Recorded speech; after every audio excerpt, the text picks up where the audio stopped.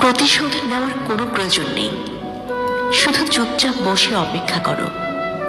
যারা তোমাকে আঘাত করেছে তারা নিজেরাই শাস্তি পাবে। আর তুমি যদি ভাগ্যবান হও তাহলে তুমি তা নিজের চোখে দেখতে পাবে। প্রতিশোধ নেওয়ার কোনো প্রয়োজন নেই, শুধু চুপচাপ বসে অপেক্ষা করো। যারা তোমাকে আঘাত করেছে তারা নিজেরাই শাস্তি পাবে। আর তুমি যদি ভাগ্যবান হও তাহলে তুমি তা নিজের চোখে দেখতে পাবে। কিছু মানুষ আছে যারা জেদ বজায় রাখতে সম্পর্ক হারিয়ে ফেলে, আর কিছু মানুষ আছে যারা সম্পর্ক রাখতে গিয়ে নিজের আত্মসম্মান হারিয়ে ফেলে।